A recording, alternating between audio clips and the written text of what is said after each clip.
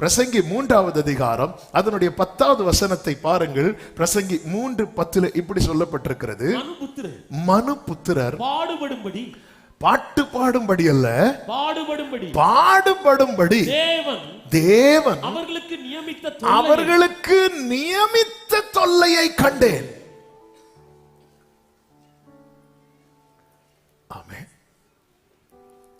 நீங்க இவ்வளவு அமைதியா இருப்பீங்களா எனக்கு தெரியாது. மனுபுத்திரர் பாடுபடும்படிக்கு, I have seen that burden God has placed on us all. The burden, பாரம் என்கிற வார்த்தைக்கு ஒரு மொழிபெயர்ப்பில் எப்படி கொடுக்கப்பட்டிருக்கு தெரியுமா? டாஸ்க். டாஸ்க் டாஸ்க்னா என்ன தெரியுமா? அண்ட் ஒரு இதெல்லாம் செய்து முடிக்கும்படி பெரிய பெரிய கம்பெனி மேனேஜர்லாம் செட் பண்ணி கொடுப்பாங்க. இன்னைக்குள்ள அப்படி கொண்டு வருவாங்கல்ல வீடு வீடா. நான் MBA ஸ்டூடெண்ட், MBA எல்லாம் படிச்சிருப்பாங்களா தெரியல. ஐயா இதை வாங்கிருங்க, இதை வாங்கிருங்க, இதை வாங்கிருங்க, இது அப்படி இல்லப்பா எங்கள்கிட்ட இருக்கு சார், இன்னைக்குள்ள எனக்கு 1000 ரூபீஸுக்கு சேல்ஸ் பண்ணும் சார், நீங்க ஏதாவது வாங்கிருங்க சார் அப்படி. ஏன்னா அன்னைக்கு அவங்களுக்கு அதை வச்ச டாஸ்க். அவங்களால இந்த டாஸ்க்கு பொறுத்த வரைக்கும் அது வந்து ஒரு வேலை, ஒரு பணி. இது வந்து நீங்க இதை வந்து கம்ப்ளீட் பண்ணி தான் ஆகணும். கம்ப்ளீட் பண்ணாதான் சேலரி, கம்ப்ளீட் பண்ணாதான் ப்ரொமோஷன், கம்ப்ளீட் பண்ணாதான். சிலருக்கெல்லாம் பாருங்க இந்த 3 monthsல இந்த ப்ராஜெக்டை முடிக்கணும் டாஸ்க் வச்சிருப்பாங்க, அதை முடிக்கலன்னா வேலையோட்டே தூக்கிடுவாங்க. அப்போ அவங்க ஜாபுக்கு இந்த டாஸ்க்கு இவங்க அச்சீவ் பண்ணி தான் ஆகணும், அதை ரீச் பண்ணி தான் ஆகணும், அதை கம்ப்ளீட் பண்ணி தான் ஆகணும். அதே போல தான் நம்முடைய வாழ்க்கையில் சிலதை கர்த்தர் செட் பண்ணி வைத்திருப்பார். இது வந்து நம்முடைய மனசு, ஐயோ செட் பண்ணிட்டாங்களே. காலேஜில் அட்மிஷனுக்கு வச்சிருப்பாங்க, ஒவ்வொரு ஸ்டாஃபுக்கு வச்சிருப்பாங்க, இதுக்குள்ள இவ்வளவு ஓடுவாங்க பாருங்க எப்படியாவது. அதெல்லாம் உங்களுக்கு இதெல்லாம் விரும்பி செய்யற காரியம் நினைக்கிறீங்க? ஐயோ பாடா இந்த இடம் அட்மிஷன் போட்டாச்சு. எனக்கு தெரிஞ்ச ஒரு சகோதரன் இந்த இடம் அட்மிஷன் போட்டாச்சு, 100 பேரை பிடிச்சு கொடுக்க சொன்னாங்க, நான் 126 பேரை போறவங்களெல்லாம் பிடிச்சு கொடுப்பான். பிடிச்சு இங்க வாங்க, எதுக்கோ கூப்பிடாங்க, உள்ள போன அட்மிஷன் போட்டுருவாங்க, வெளியே போக முடியாது. ஆமென். ஆண்டவர் இப்படி வந்து செட் பண்ணி வச்சிருக்கிறாராம். ஹல்லேலூயா. இது வந்து கண்டிப்பா செய்யக்கூடிய இது. அதனாலதான் நீங்க சில காரியங்களுக்கு நம்ம எஸ்கேப் ஆக முடியும், சில காரியங்களுக்கு நம்ம லைஃப்ல நம்ம எஸ்கேப்பே ஆக முடியாது. அதை நம்ம ஃபேஸ் பண்ணி தான் ஆகணும். செழிப்பான இடத்துல கர்த்தர் கொண்டு வந்து விட்டார். ஆனா அதுக்கு முன்னாடி கர்த்தர் ஒரு பாத்து வச்சிருக்கிறார், தீயையும் தண்ணீரையும். அதுக்கு முன்னாடி இன்னொரு பாத்து வச்சிருக்கிறார், என்ன தெரியுமா? மனுஷரை எங்கள் தலையின் மேல், எங்கள் இடுப்பு மேல பாரத்தை. அதுக்காக கர்த்தர் எங்களை என்ன செய்ய, எங்களை வலையிலே அகப்படுத்தினீர். தீயையும் தண்ணீர். ஆண்டவர் சில பாத்து இப்படிதான் செட் பண்ணி வச்சிருக்கிறார். இது நியமித்தது. இது ஒரு குறிப்பிட்ட கூட்டத்துக்கு மட்டுமல்ல. மனுபுத்திரர் பாடுபடும்படி தேவன் அவர்களுக்கு நியமித்த தொல்லையை கண்டே சொல்லிவிட்டு 11வது வசனத்தில் என்ன சொல்லுகிறார்? அதை பார்க்கும்போது அவர் சகலத்தையும் அதின் காலத்திலே நேர்த்தியாக செய்திருக்கிறார். இனி நீங்க 1ல இருந்து வாசிங்க கொஞ்சம் வேகமா. ஒவ்வொன்றுக்கும் ஒவ்வொரு காலம் உண்டு. வானத்தின் கீழ் இருக்கிற ஒவ்வொரு காரியத்துக்கும் ஒவ்வொரு சமயம் உண்டு. பிறக்க ஒரு காலம், நட ஒரு காலம், பிடுங்க ஒரு காலம் உண்டு, கொல்ல ஒரு காலம் உண்டு, குணமாக்க ஒரு காலம், இடிக்க ஒரு காலம் உண்டு, கட்ட ஒரு காலம், ஒரு காலம் உண்டு, நகைக்க ஒரு காலம், புலம்ப ஒரு காலம் உண்டு, நடனம் பண்ண ஒரு காலம் உண்டு. இது எல்லாமே நம்ம லைஃப்ல செட் பண்ணி பார்க்கணும். கற்களை எரிந்து விட ஒரு காலம் உண்டு, கற்களை சேர்க்க ஒரு காலம் உண்டு, தழுவ ஒரு காலம் உண்டு. இதுதான் ஒரு மனுஷனுடைய மொத்த வாழ்க்கை இங்க சொல்லப்பட்டிருக்கிறது. தேட ஒரு காலம் உண்டு, காப்பாற்ற ஒரு காலம் உண்டு, கிழிக்க ஒரு காலம் உண்டு, தைக்க ஒரு காலம் உண்டு, மௌனமாய் இருக்க ஒரு காலம் உண்டு, பேச ஒரு காலம். சில நேரத்துல நம்ம ரொம்ப சைலண்ட் ஆயிரும், பேச முடியாது. ஆனா ஃபுல்லாவே லைஃப் ஃபுல்லா பேசாமலா இல்ல. சில நேரத்துல கர்த்தர் நம்மள தான் பேச வைப்பார். சிநேகிக்க ஒரு காலம் உண்டு, யுத்தம் பண்ண ஒரு காலம் உண்டு, வருத்தப்பட்டு பிரயாசப்படுகிறவனுக்கு அதனால் பலன் என்ன? இதுதான் லைஃப். இதுதான் லைஃப். அதாவது பூமியிலே பூமிக்குரிய ஐஸ்வர்யத்துல ஒரு பாயிண்ட் கூட குறைவில்லாத ஞானி சொல்றாரு. அப்போ அவர் லைஃப்ல இதை பார்க்கிறார். அவருடைய ஞானத்தை கேட்க திரளான ஜனங்கள் வந்திருக்கிறாங்க. அவரு சொல்றாரு, மௌனமா இருக்கவும் காலம் உண்டு. நானும் என் லைஃப்ல வாயடைச்சிட்டு இருந்திருக்கிறேன். நடனம் பண்ண காலம் உண்டு, அழ ஒரு காலம் நானும் அழுது இருக்கிறேன் அப்படிங்கிறார். அப்படி அவருடைய இந்த பிரசங்கியாகட்டும் எல்லாம் அவருடைய லைஃப் வச்சு எழுதியிருக்கிறார். ஆமே. அதனாலதான் சொல்லுவார்ல, 1000 பெண்களுக்குள்ளே ஒரு ஸ்திரியனா பார்க்கல. அவர் லிட்டரலாவே 1000 பேரை கல்யாணம் பண்ணி பார்த்தவர். இது எல்லாமே லைஃப். இதான் லைஃப். நம்ம வாழ்க்கையில இதுல பல பகுதிகளை கடந்து விட்டோம், பல பகுதிகளை பார்க்க போகிறோம். உலகெல்லாம் என்னை தூக்கி எறிந்தார்கள். அப்படி ஒரு காலத்துக்குள்ள என்னை கொண்டு போனது எப்படியோ அப்படி எல்லாரும் என்னை தேடி வரும்படியான ஒரு காலத்துக்குள்ளும் கர்த்தர் கொண்டு வருவார். ஆகாதென்று தள்ளின கல்லை தலைக்கல்லாய் மாற்றுவார். இது கர்த்தராலே ஆயிற்று. ஆமென் சொல்லுங்க பார்க்கலாம். எல்லாவற்றையும் அதினதின் காலத்தில் நேர்த்தியாய் செய்திருக்கிறார். அடுத்த வார்த்தை, உலகத்தையும் அவர்கள் உள்ளத்திலே வைத்திருக்கிறார். அது உள்ளத்திலே. இதனுடைய சரியான மொழிபெயர்ப்பு என்ன அப்படின்னா, ஆண்டவர் வந்து he has planted eternity in the human heart. உலகத்தை வைத்திருக்கிறார்கள். அவருடைய வேர்ல்ட். அவருடைய வேர்ல்ட் என்ன? நித்தியம். நம்முடைய வேர்ல்ட் இல்ல. நம்முடைய வேர்ல்டுல நம்ம இருக்கிறோம். இவ்வளவு பிரச்சனை, இவ்வளவு நெருக்கம், இவ்வளவு போராட்டம், இவ்வளவு பிரயாசத்தில் இருக்கும் போது அவருடைய உலகம் இருக்கிறது அல்லவா? அதுதான் அவருடைய ராஜ்யம். அவருடைய ராஜ்யம் என்ன? அவருடைய ராஜ்யத்துக்கு முடிவே இருக்காது. அதை கர்த்தர் உள்ளத்துல வச்சிருக்கிறார். அதன் அர்த்தம், ஆண்டவர் ஒவ்வொன்றை அனுமதிக்கிறதுக்கு பின்னாக ஒரு டிவைன் பர்பஸ் இருக்கிறது, ஒரு தெய்வீக நோக்கம் இருக்கிறது. ஹalleluya. ஆமென். என்னை இந்த பாதையில நடத்தினாதான் இந்த ஆத்மா சேதம் இல்லாமல் அவருடைய ராஜ்யத்துக்குள் போகும் என்று அவருக்கு தெரிஞ்சதுனாலதான் உலகத்தை. அப்ப அவர் மைண்ட்ல என்ன இருக்கு தெரியுமா? இவன் வேர்ல்டுல இருந்து நம்ம வேர்ல்டுக்குள்ள கொண்டு வரணும். இந்த பதம் வேர்ல்டுன்னு பயன்படுத்துவதை தவறாய் புரிந்து கொள்ள வேண்டும். அவருடைய ராஜ்யத்தை நான் சொல்லிக் கொண்டிருக்கிறேன். ஹalleluya. ஆபிரகாமுக்கு கர்த்தர் திடீரென்று ஒரு சோதனை நியமிக்கிறார். நமக்கு புரியவில்லை ஏன் இந்த சோதனை என்று. ஏற்கனவே ஒரு சோதனை 25 வருஷம் காத்திருக்க வைக்கிறார். அந்த காத்திருப்பின் பீரியட்ல தான் இந்த ஆகார்ட்டெல்லாம் போக வேண்டி இருந்துச்சு. காத்திருக்க வைக்கலன்னு இப்படி ஒரு பிரச்சனை வந்திருக்காது. பல நேரத்தில் இந்த காத்திருக்கிற காலத்துல தான் ஆண்டவரே நான் இப்படி எல்லாம் போயிட்டு இருக்கிறேன், எனக்கு லைஃப்ல இதெல்லாம் ஃபர்ஸ்டே நடந்திருந்தா அந்த பிரச்சனையே வந்திருக்காது ஆண்டவரே. நமக்குள்ளே அந்த ஒரு புலம்பலும் கேள்வியும் வருவது உண்டு. அதுவே ஒரு பெரிய சோதனை, அதுவே ஒரு பெரிய டாஸ்க். 1-2 வருஷம் இல்லை, 25 years அதை கம்ப்ளீட் பண்ணி முடிச்சாச்சு. இனி பிரச்சனை இல்லைன்னு இருக்கும்போது இந்த காரியங்கள் நடந்த பின்பு, ஆதியாகமம் 22:1, இந்த காரியங்கள் நடந்த பின்பு கர்த்தர் ஆபிரகாமை சோதித்தார் இருக்கும். ஆமென். ஹல்லேலூயா. அவர் ஆபிரகாமை சோதிக்கிறார். இந்த சோதனை 22:2 வாசியுங்கள். ஆதியாகமம். அப்பொழுது அவர் உன் புத்திரனும் உன் ஏகசுதனும் நேசகுமாரனும் ஆகிய ஈசாக்கை நீ இப்பொழுது அழைத்துக் கொண்டு மோரியா தேசத்துக்கு போய் அங்கே உனக்கு குறிக்கும் மலைகள் ஒன்றின் மேல் அவனை தகன பலியாக. அப்ப ஆண்டவர் ஆல்ரெடி செட் பண்ணிட்டார் எந்த ஏரியா, எந்த மலை.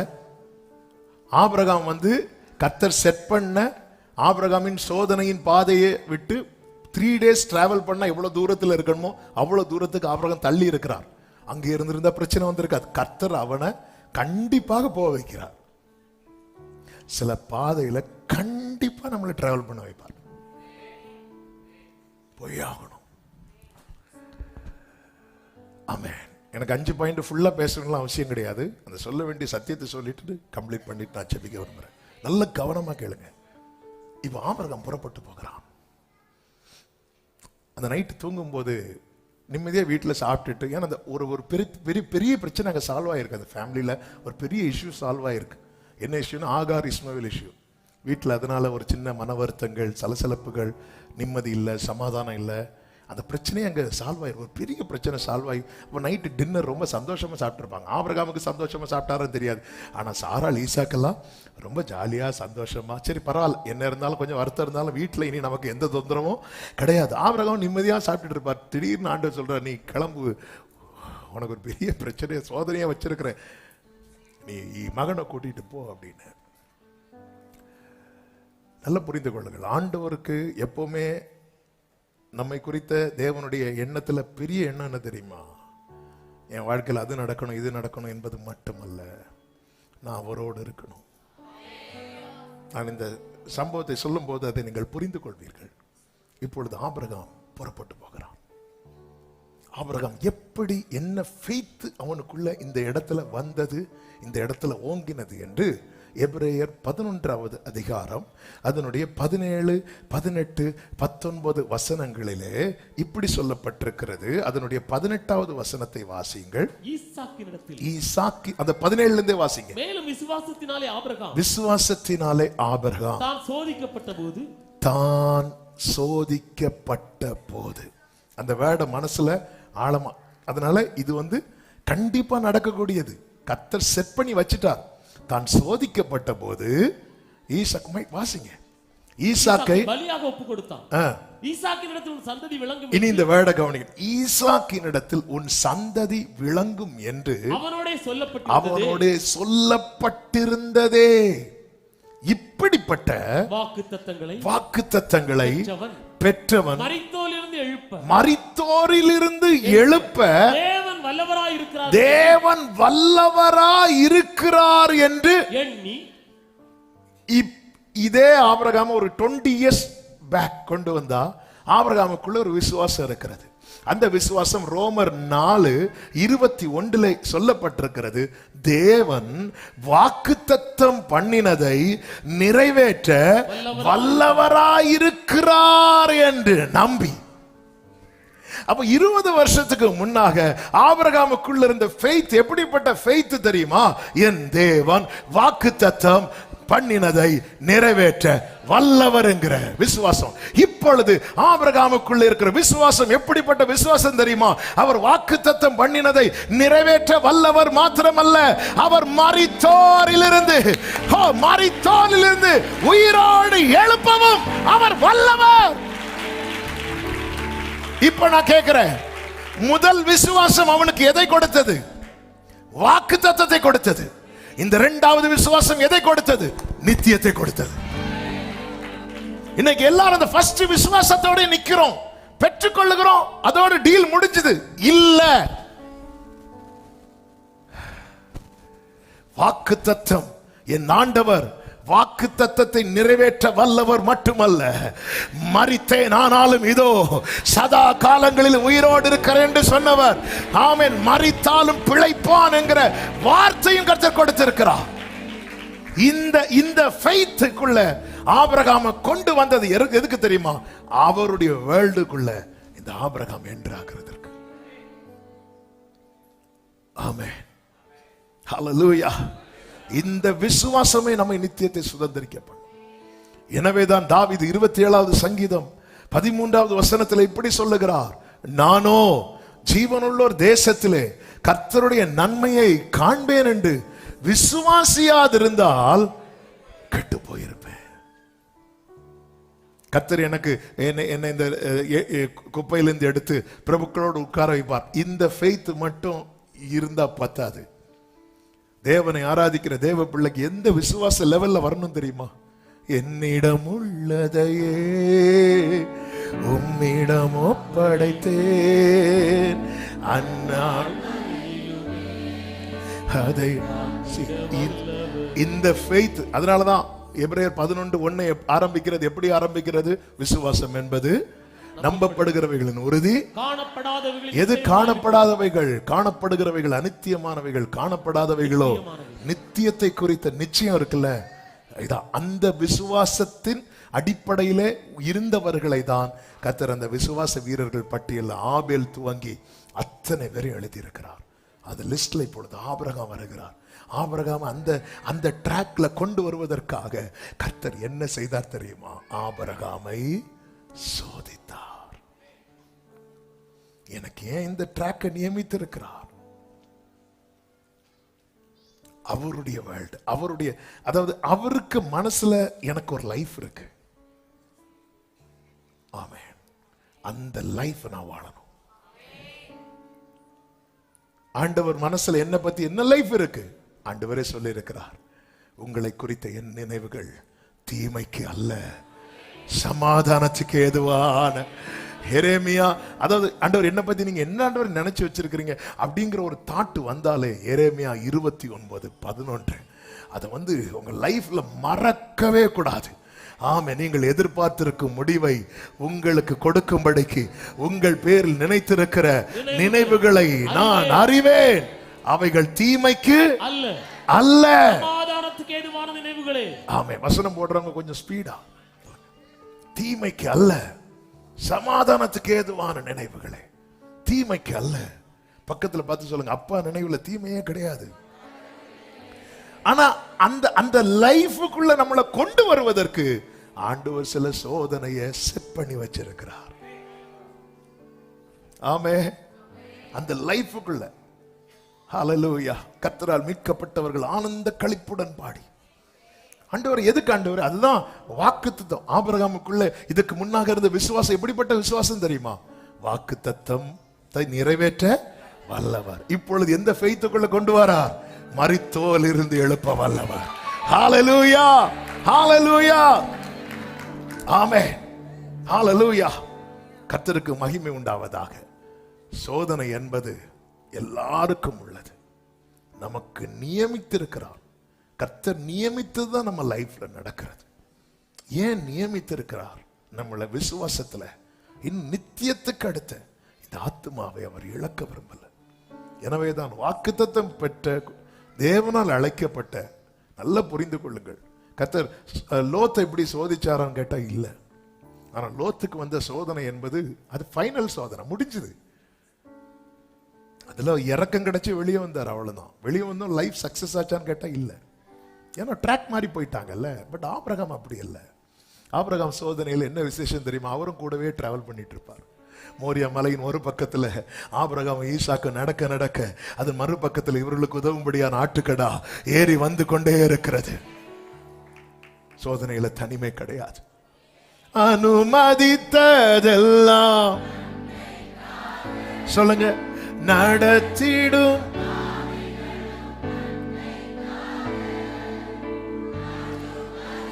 பாடுங்க.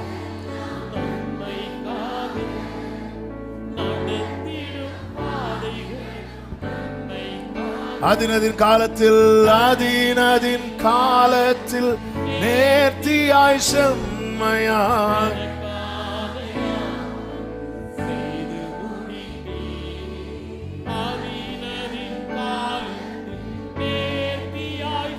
glory எனக்கானையாவோ. ஹல்லேலூயா, ஆமென். அடுத்ததுல சொல்லப்பட்டிருக்கிற ஒரு முக்கியமான வார்த்தை தான் தேவன் உண்மையுள்ளவராயிருக்கிறார்.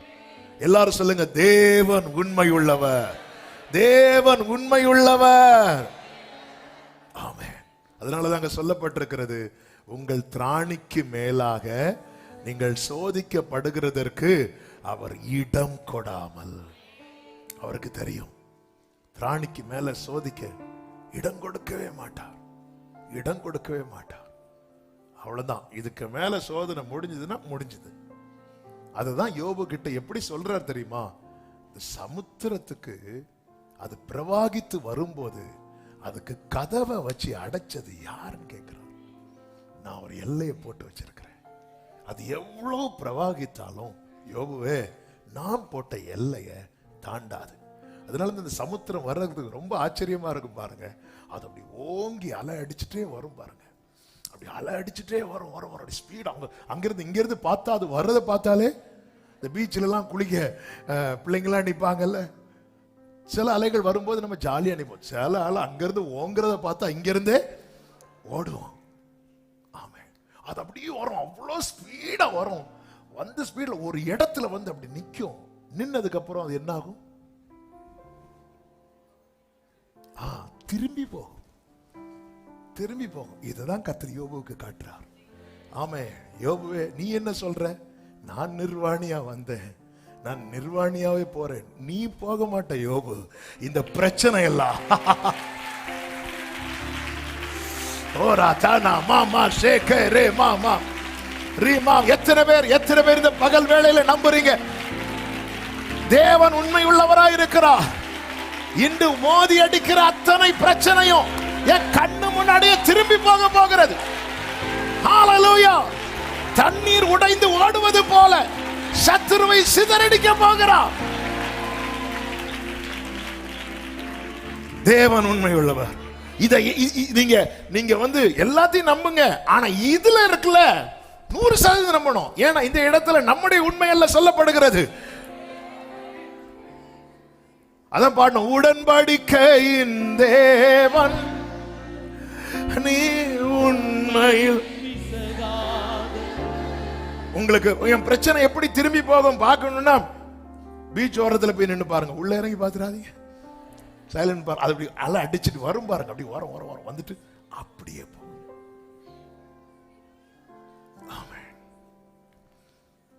பிள்ளைங்க ஏன் பீச்சில் விளையாடுறாங்க? பிள்ளைங்களை ஏன் பீச்சில் விளையாட விடுறோம்?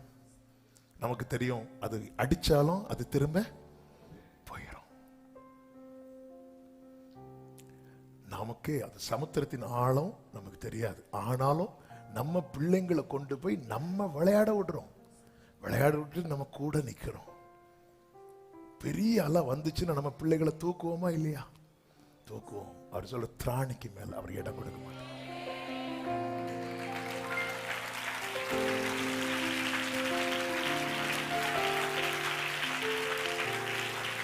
திராணிக்கு மேலாக சோதிக்கப்பட ஆமென் தாங்கிடும் பலன் தருவார்.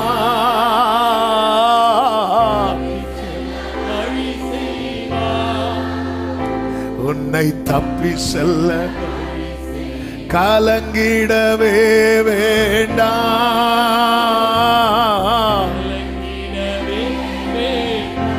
என் இயேசு கைவிட மாட்டார். என் இயேசு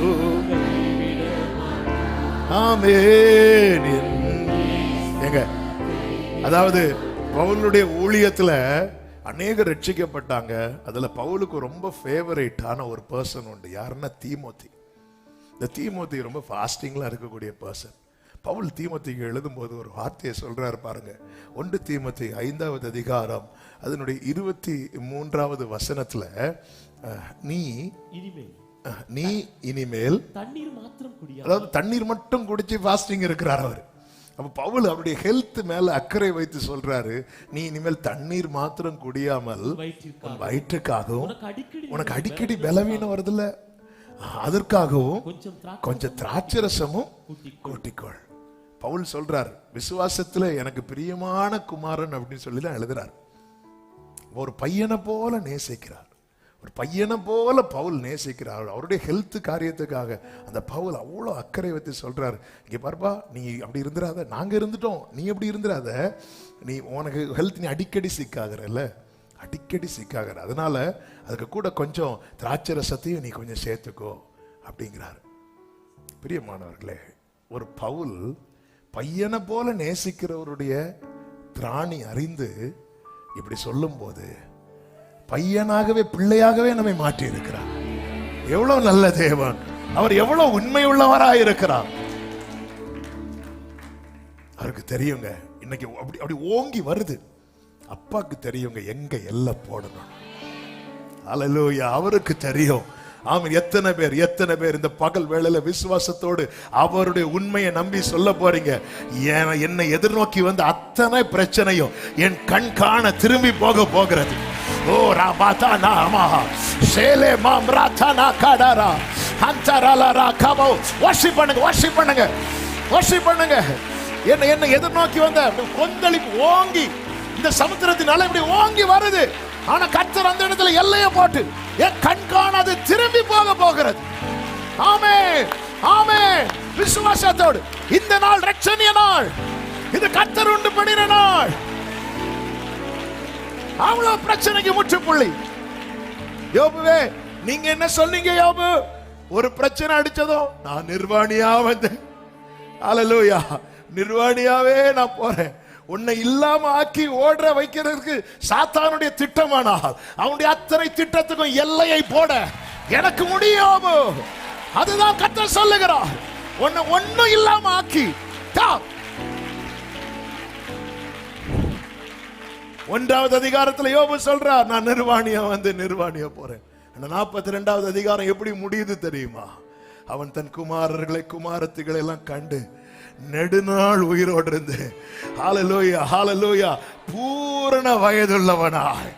அதுக்கு முன்பதாக சொல்லப்பட்டிருக்கிற அவன் இழந்த எல்லாமே அவனுக்கு இரண்டச்சனையாக. ஹல்லேலூயா. இந்த கொடுங்காற்று, இந்த சமுத்திரம், எப்படி சமுத்திரம் ஓங்கி அடித்த அலை அப்படியே திரும்பி போறது போல. ஆமென். அலை அடிக்கும் போது எப்படி அடிக்கும்? ஓங்கி திரும்பி எப்படி போகும் தெரியுமா? போயிட்டு வர என் ஆண்டவர் பயங்கரமான பராக்கிரமசாலியா.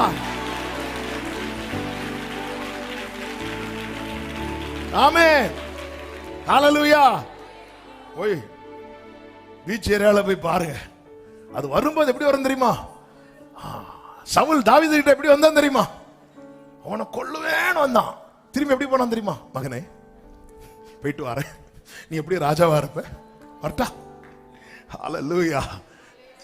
இதை பார்க்க ஆரம்பிங்க. ஏங்க உங்க தீபத்தை அணைய விடல? சத்துரு ஒன்ன சீரோவாக்க நினைச்சான். பாருங்க, அதாவது சத்துரு சீரோ ஆக்கணும்னு நினைச்சு பல பிரச்சனைகளை செய்யறான்.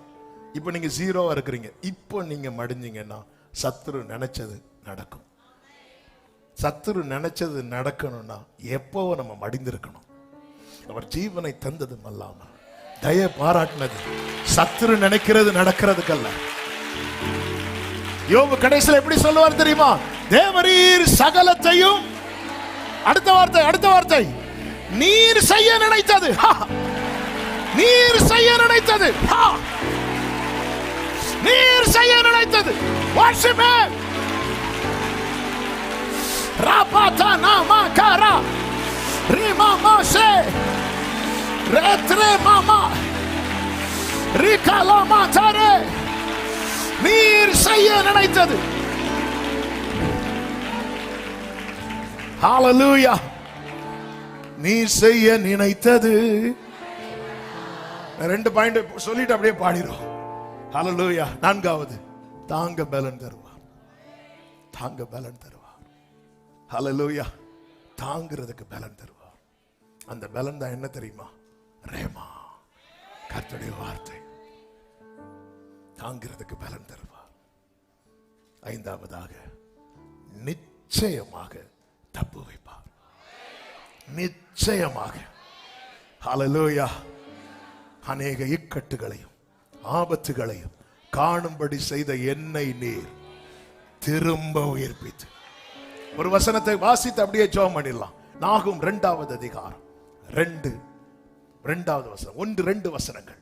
2வது அதிகாரம் 1-2 வசனங்கள். சிதறடிக்கிறவன் உன் முகத்துக்கு முன்பாக வருகிறான்.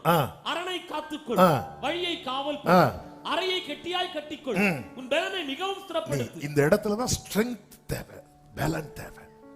உன் பலனை ஸ்திரப்படுத்து. அடுத்த வார்த்தை, வெறுமையாக்குகிறவர்கள், வெறுமையாக்குகிறவர்கள், அவர்களை வெறுமையாக்கி அவர்களுடைய திராட்சை கொடிகளை கெடுத்து போட்டால் கர்த்தர் யாக்கோபின் மகிமையை திரும்பி வர பண்ணுவது போல இஸ்ரவேலின் மகிமையை நிச்சயமாய் நிச்சயமாய் நிச்சயமாய். ஆமென். அதான் அது நடுவில் எழுதி இருக்கிறது, தேவன் உண்மை உள்ளவராய். ஒரே ஒரு காரியத்தை சொல்லுகிறேன், பிரச்சனை வந்ததும் ஓடிராதீங்க, அப்பா சமூகத்தில் இருங்க. கர்த்தருக்கு காத்திருக்கிறவர்களோ புது பலனை அடைந்து நீங்க வெயிட் பண்ணுங்க, கர்த்தர் பலப்படுத்துவார் நிச்சயம். அதனால பைபிள் இருக்கு, சோதனையோடு கூட தப்பும் போக்கையும் ஒரு சோதனையோடு கூட. அப்ப ஒரு பிரச்சனை வருதுனாலே அந்த ஆட்டுக்கடா வந்து அந்த மலையில தான், இன்னொரு மலையில இல்ல. ஆபிரகாமே, நீ வந்து இப்படி கீழ்ப்படிஞ்சிட்ட, அதனால நீ அப்படியே இன்னொரு நான் குறிக்கும் மலைகள் ஒன்றில்னா அந்த இடத்துல வேற மலைகளும் இருக்கிறது. இந்த ஆட்டுக்கடாவை இன்னொரு மலையில வச்சிருக்கலாம். இல்ல, இந்த ஆபிரகாம் ஈசாக்கும் வேற மலைக்கு போயிருந்தா இந்த தப்பும் போக்கை பார்த்திருப்பாங்களா? இல்ல, சரியா தான் நடத்துறாரு, சரியாதான் நடத்துறாரு. அந்த இடத்துல நீங்க வந்ததுக்கு அப்புறம் நீங்க அலைய தேவையில்லை. கண்களை ஏறெடுத்து பார்த்தாலே ஆட்டுக்கடாவை பார்க்க முடியும். கண்களை ஏறெடுத்து பார்த்தாலே துறவை பார்க்க முடியும். கண்களை ஏறெடுத்து பார்த்தாலே மாறாவை மதுரமாக்குகிற மரத்தை பார்க்க முடியும். உன் வாழ்க்கையில் அலைச்சல்களுக்கெல்லாம் முற்றுப்புள்ளி. இனி கண்களை ஏறெடுத்து பார்க்கும் காலம், கண்களை ஏறெடுத்து பார்க்கும் காலம். நிச்சயமாய் தப்பு வைப்பான். ஆமென் சொல்லுங்க பார்க்கலாம். எல்லாரும் அப்படி எழுந்து நிற்கலாமா? Hallelujah. Hallelujah. Thank you Jesus. Amen. Hallelujah. நீர் செய்ய நினைத்தது தடைபடாது. இந்த பாடலை விசுவாசத்தோடு நல்ல கைகளை தட்டி Hallelujah. எனக்காக ஆயத்தம் பண்ணினதை என் கண்ணால் காண செய்வி. நீர் செய்ய நினைத்தது எனக்காக யாவையும் செய்யும் தேவனே. நீ செய்ய நினைத்தது நல்ல கைகளை தட்டி உம் வேளைக்காக கிருபையை எனக்கு ஆமென். உம் வேளைக்காக எனக்கு ஓ நீ செய்ய நினைத்தது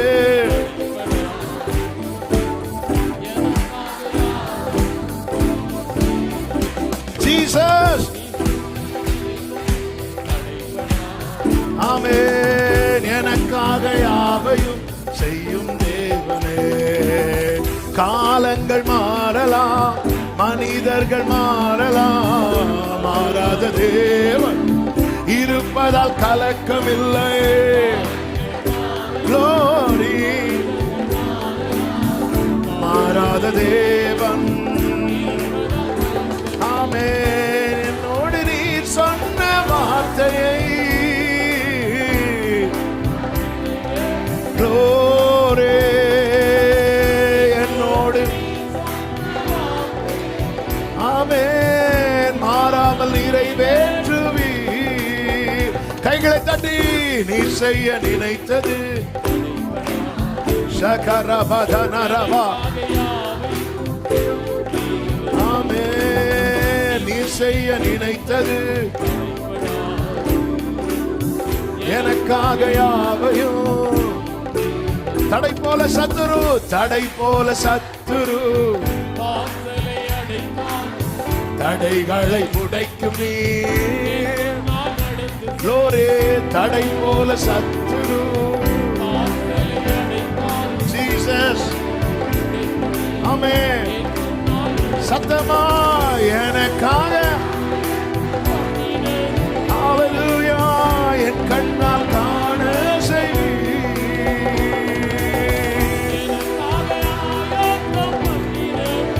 Hallelujah. Amen, amen, amen, amen. தடைபடாது.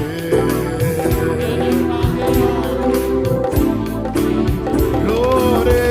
நீ செய்ய நினைத்தது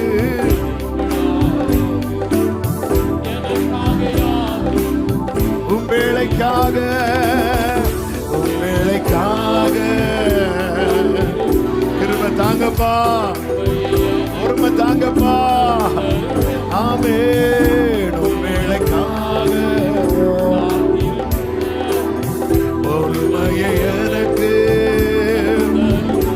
ஆமென். நீ செய்ய நினைத்தது Hallelujah.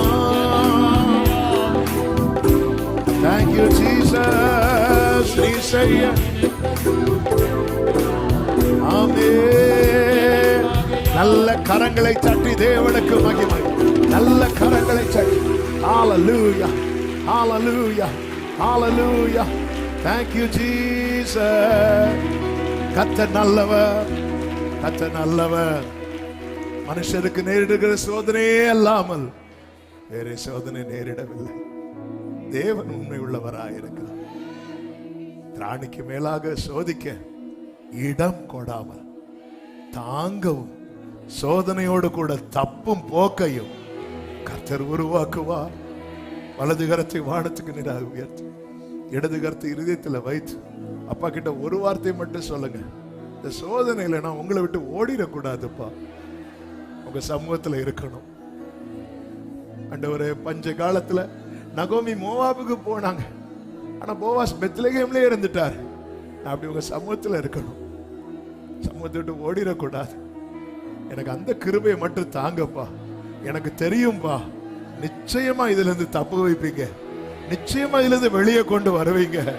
சமுத்திரத்துக்கு எல்லையை வைத்தவர் என் வாழ்க்கையில உங்க பிள்ளைக்கு வச்சிருக்கிறீங்கப்பா, உங்க பிள்ளைக்கு வச்சிருக்கிறீங்கப்பா. தொல்லை கஷ்டங்கள் சூழ்ந்திடும், துன்பம் துக்கம் வரும், இன்பத்தில் துன்பம் நேர்ந்திடும், இருளாய் தோன்றும் எங்கும், சோதனை மாறும் சொற்கேட்கும் செவியிலே. கைகளை உயர்த்தி கண்களை ஏறெடுத்து பாரத்தில் இருந்து ஜெயம் வரும். பரன் என்னை காக்க வல்லோ, பரத்திலிருந்து ஜெயம் வரும். ஆமென். பரன் என்னை சொல்லுங்க. ஐயம் இருந்ததோர் காலத்தில், ஐயம் இருந்ததோர் காலத்தில் ஆவி குறைவாழ்தா மீட்பருதீர சத்துரு. எத்தனை பேர் உண்மையா சொல்வீங்க? என் பயம் யாவும் நீங்கிட்டு, என் பயம் யாவும். காரணம் இயேசு கை தூக்கினார். முற்றும்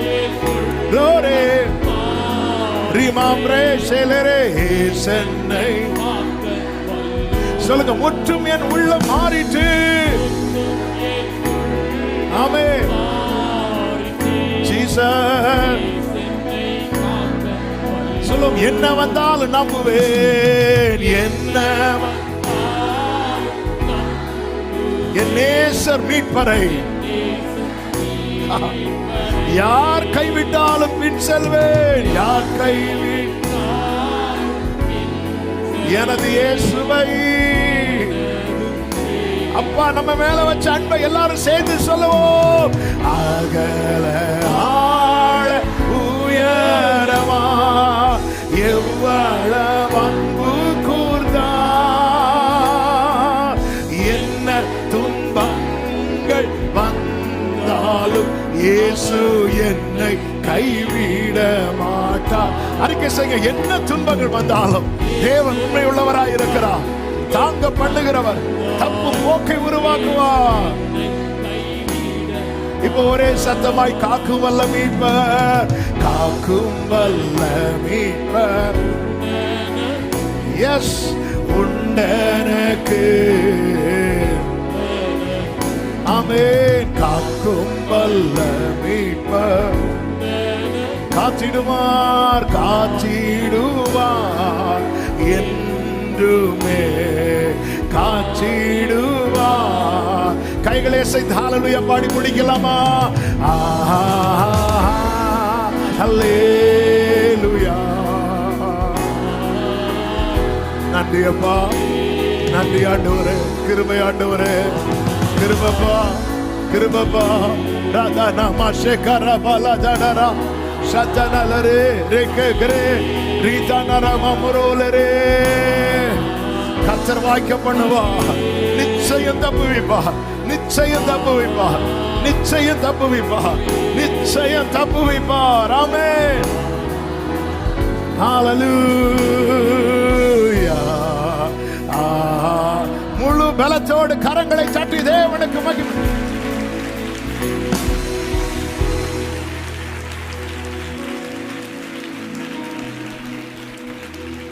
பரிசுத்த பிதாவே, நல்ல தகப்பனே, நன்றியோடுமை துதிக்கிறோம். உம்முடைய பிரசன்னத்துக்காய் நன்றி. எங்கள் மத்தியில கிருபையா எழுந்தருளி ஆரம்பம் முதல் முடிவு மட்டும் நீர் இடைப்பட்டு கொண்டிருக்கிற உங்களுடைய அன்பை எண்ணி துதிக்கிறோம். உங்க அன்புப்பா, உங்க காருண்யம், உங்க கிருபை, உங்க இரக்கம், நாங்களாம் ஒண்ணுமே இல்லப்பா. நீர் எங்களை தெரிந்தெடுத்து, நீர் எங்களை நேசிக்கிறீர். உங்க சமூகத்தில் கிருபையாய் கொண்டு வந்து உம்முடைய ஜீவனுள்ள வார்த்தைகளை கேட்டு பலப்படும்படிக்கு நீர் எங்களுக்கு பாராட்டின எல்லா கிருபைகளுக்காக நன்றி. வேற சோதனை நீங்க அனுமதிக்க மாட்டீங்க. திராணிக்கு மேல சோதிக்க இடம் கொடுக்க மாட்டீங்க. நீங்க உண்மையுள்ள தேவன், தாங்க பண்ணுகிறவர், தப்பும் போக்கையும் உருவாக்கி இருக்கிறீர். அதற்காக ஸ்தோத்திரம். ஒவ்வொருவரையும் ஆட்கொள்ளுங்க ஆண்டவரே. காத்திருக்கிறவர்களை சுதந்திரிக்க வைக்கிறவர் அப்பா, நன்றி ஆண்டவரே.